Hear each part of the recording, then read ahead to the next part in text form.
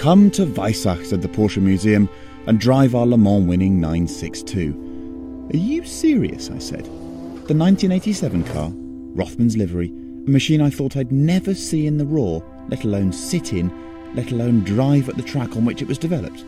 That's right, they said. And you can meet the legend that is Norbert Singer, the man who designed the car, the man involved in every Porsche Le Mans victory since the 917. I'm there, I said. Why is the 962 so special?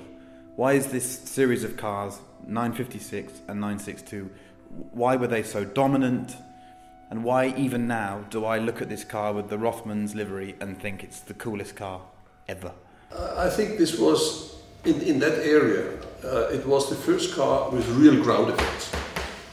Of course, other cars also had some ground effects, but not really made for doing faster lap times. And we were, let's say, lucky, or we found the right key to do quite a big step. And in comparison, when we talked about downforce, amount of downforce, we had our aim was the 91730, the Canon car, which didn't care about drag, just get downforce because they had 1,000 horsepower. There was enough power there. And we knew how much downforce we had at. And when we saw that we can even double that downforce or make it 2.5 times more downforce, then we knew that this is the right way. With a reasonable drag, of course. Yeah. And this was your discovery of the ground effect technology. Obviously, you were doing things that not even Formula One was doing because they didn't have as much body to work with, did they? Yeah, Formula One did ground effects already 2 or 3 years earlier. With the skirts? With the skirts. Yeah. And that's where we started, because we saw that on Formula One it's working perfectly, the lap times were much faster. So we started like Formula One. We copied a kind of Formula One with a wider cockpit because there was a 2-seater car. And it turned out that it does not work at all. There was no way. And even when we put its skirts on, which regulation doesn't allow, just to learn ground effects, it does not work. It was even worse with skirts. And then we realized we need the air going from the side to the tunnels, which is for the sports car most important. And then we modified that area to help that area to improve the downforce. And this was the key to everything. The ground effect gave this incredible performance, but if the car was known for speed, it was also known for this durability, this reliability. And it was also, there were so many stories of customers coming to buy the cars, buying the car, sign the documents, given the key, turn the key, start the car, and just go. It's really the truth? Yeah, because, well, reliability was always a big story in Porsche, because Porsche was always thinking with every race car, or nearly every race car, thinking about Le Mans. And Le Mans means not just top speed, it means also durability. You had to run first 24 hours, and then you can see where you are. Maybe you win. And durability was a big thing, and this was, let's say, the education in Porsche. Everybody was thinking in whatever you do, does it last 24 hours? Yeah. And this was not just on the 956, it was all the previous types as well. What was the most difficult component to make last 24 hours? Yeah, it's a gearbox. Yeah? Hence the synchro mesh. Right. Of course, we had a lot of experience in that, so it was not a problem on this car, on the 956, but on the previous cars. We had problems. Yeah, we had problems with gearboxes. Yeah. Because Le Mans, with the long straight, there were no chicanes in, you run a minute or even longer on full throttle and one gear, in the top gear. Yeah. And this very often hurts the top gear. First the engine, but when the engine was reliable, then the next is the gears. And did it feel like a challenge every time you went to Le Mans? Le Mans is always a challenge, whatever. Even if you have, let's say, a reliable car, you are never 100% sure that some details may go wrong, which went 2 times or 3 times were right, but the 3rd or 4th times, they can fail.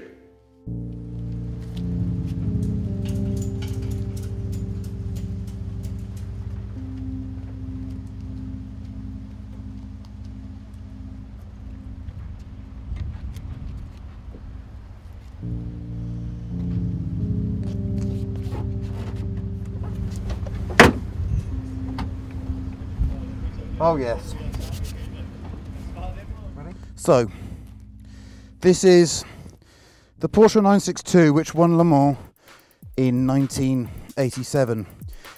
It was driven by Al Holbert, H.J. Stuck and Derek Bell. I'm at Weissach, Porsche's test track, in them Swabian hills. I don't really know how to describe what this is in comparative terms. Let me try for a second as we just turn this key, this red Porsche key, which looks like it comes from a series production car from that era, because it's a car that won Le Mans that starts on a key. Sounds a bit like a motorbike at low speed.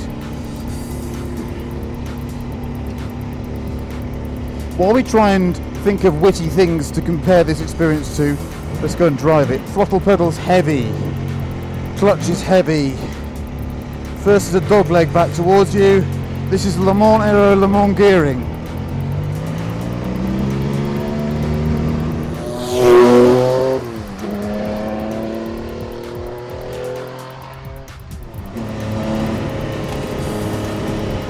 Car wants to change direction, doesn't have that much aero. We'll leave it in third through here.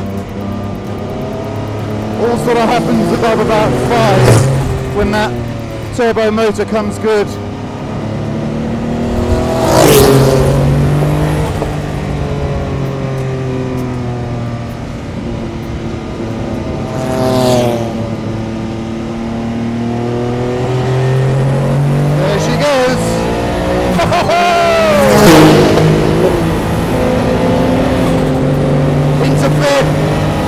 How fast it's going.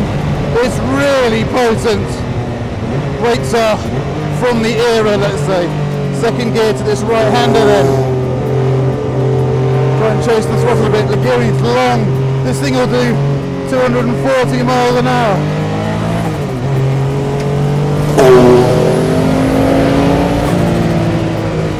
This right hander carries some speed. It doesn't like going over this cross much. Bumpy there. The torque is what you think of. Well, the motor's just fantastic, and the noises. 850 kilograms. 850 kilograms. About 650 horsepower.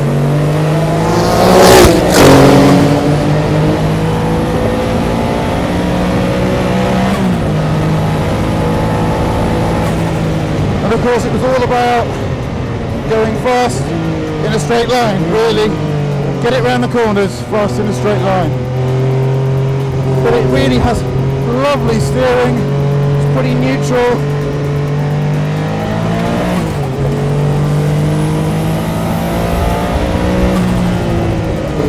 And then it just goes on the straights. The torque of the motor is great, and then you get this wallop at the top end. But it's small in here, and it's physical too.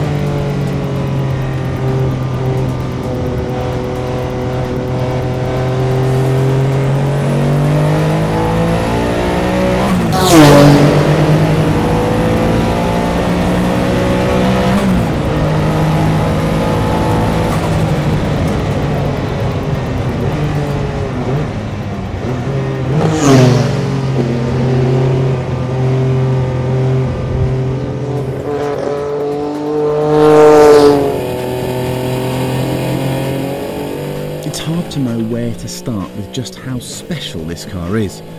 The bodywork is still battered from the race, the interior beautifully tatty. It has more power than a noble M600, and yet it weighs 400 kilograms less. The acceleration is relentless. Driving it is the best thing I've done in years.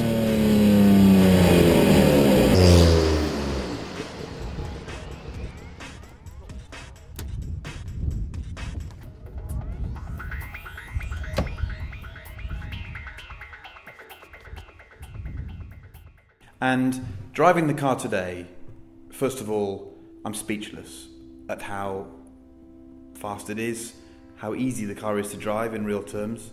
One observation, the car has a spool differential, but it doesn't understeer it really at low speed. How do you do that? Because it should just push, particularly with the turbo motor, it should just, but it doesn't. Well, it's a long way to find a setup to get rid of these understeer. It still has some understeer. It depends on the tires you're using, but it's and we made several times a comparison with a differential, a lock differential, and it always turned out this is the fastest way. Yeah. Doing the with the spool on that car with these tires on that time. Today, I think a spool is you can do it with a differential because you have learned a lot now with the differentials with these different things, and now a differential is a must. Yeah. But in these days, just spool was the best. On the long tail car, the 1987 car, obviously ground effect, long tail for Le Mans, but a big gurney on the back. A really big gurney. Why was this? For stability, or because that's it's stability, and it helps the front axle. Helps the front axle. Exactly. How did you work that out? No, this is funny because when the ground effect is really working, when you do something on the rear end, it's very often you have a response from the front, a bigger response from the front. And then you know your ground effects is working because the underflow is you influence and the other way around. If you do something on the front, it has influence on the back. So this is an amazing thing. But clearly, your knowledge of the way air flowing over something makes that behave is extraordinary. Because you went ahead and this was all experimentation, wasn't it? Yeah. And do you think motorsport now is that you can't make the big gain now, can you? Everything's incremental. Right. Does that excite you less? We were at the beginning. Yeah. There you could do big steps. Now the big steps are done, and you had to find all the parts and pieces together. And at the end, it's a similar big step. Is there another museum that allows you to do 150 miles an hour for lap after lap in its multi-million-dollar exhibits? And is there a cooler man than Norbert Singer, the man who created this dominant machine, and yet who is now retired and teaches at a university because he wants to share his knowledge with the next generation? What a car, what a bloke.